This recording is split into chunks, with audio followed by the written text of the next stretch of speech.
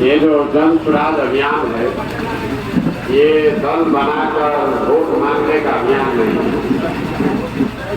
ये बिहार में जो बदहाली है, बिहार में जो लोगों की गरीबी है,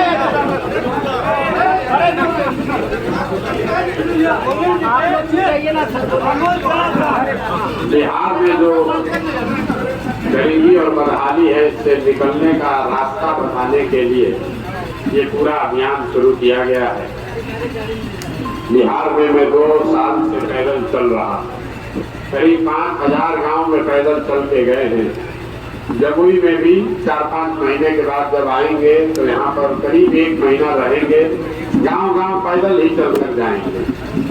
जन स्वराज दल नहीं है, वोट लेने का अभियान नहीं है, तो हम लोग कर क्या रहे हैं? बिहार की जो गरीबी बदहाली है वो किसी एक नेता एक दल का परिणाम नहीं है। ये बरसों से जो हम लोग की दुर्दशा है, इसका कारण क्या है और इससे निकलने का रास्ता क्या है, ये बताने के लिए ये अभियान शुरू किया गया है। एक शब्द में अगर कहें तो जन स्वराज आजादी से पहले महात्मा गांधी की जो कांग्रेस थी उसको पुनर्जीवित करने का अभियान है।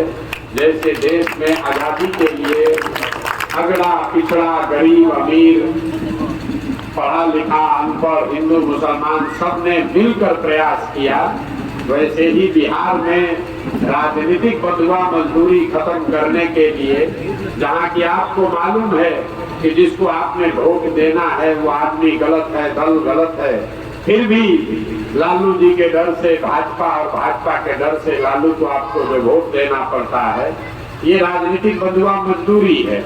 इसको खत्म करने के लिए ये प्रयास हमने शुरू किया है, जिसमें बिहार का गरीब से गरीब व्यक्ति भी अगर वो अपने बच्चों के लिए नया विकल्प बनाना चाहता है तो उसको पैसे की चिंता नहीं करनी है, उसको साधन की चिंता नहीं करनी है, उसको व्यवस्था की चिंता नहीं करनी है, क्योंकि वो चिंता आप जन स्वराज पर छोड़ दीजिए।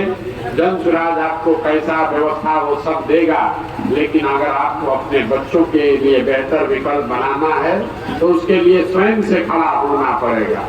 यहाँ बहुत साथी हमारे खड़े हैं, आप मुस्लिम समाज के, मुसलमानों की बड़ी बदहाली है।